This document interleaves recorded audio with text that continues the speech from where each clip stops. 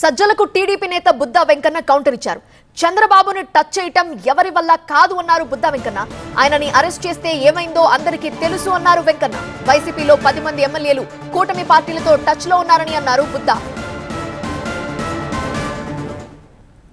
విజయసాయిరెడ్డి ఆయన చంద్రబాబు నాయుడు గారి గురించి మళ్ళీ అధికారంలోకి వస్తే మేము మళ్ళీ జైలుకి పంపిస్తాం అన్నాడు.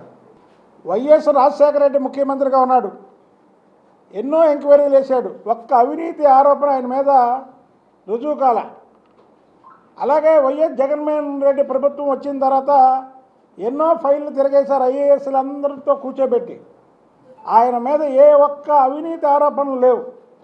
అందుకనే అక్రమ కేసులో అరెస్ట్ చేస్తే ఏమైందో మీకు తెలుసు.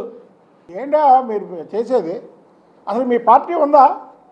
మీరు 11 సీట్లు, జగన్మోహన్ రెడ్డి చేస్తే 10 సీట్లు.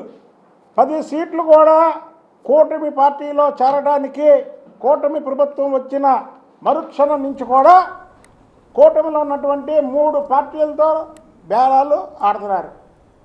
ఏ ఒక్క పార్టీ కూడా వీళ్ళకి డోర్లు తెరవట్లేదు.